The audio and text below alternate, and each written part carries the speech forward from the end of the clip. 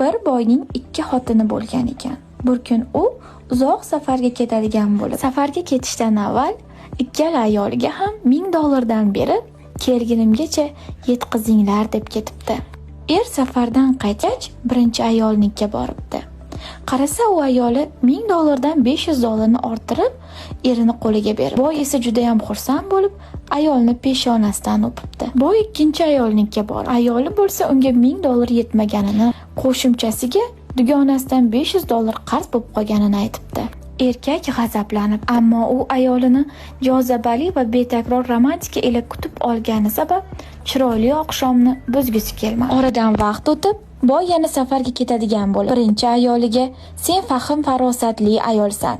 $500 ni tejab, tergab ishlatishingga ishonaman" deb beribdi. Ikkinchi ayoliga bo'lsa $1,500 berib, tag'in o'rtoqlaringdan qarz olib meni sharmanda qilma debdi. Boy yana safardan qaytib, birinchi ayolnikiga borsa, oqila ayoli boy bergan pullarni orttirib ham qo'ygan emish. Boy keyin ikkinchi ayolnikiga borib, qarasa ayoli yana dugonalardan qarz bo'lib qolganmish. Shundan keyin boy bir to'xtamga kelib, har safar safarga ketayotganda birinchi ayoliga $500 dan berib, ikkinchi ayolini bo'lsa qarz bo'lib qolmasin deb o'zi bilan safarlarga olib ketarmish.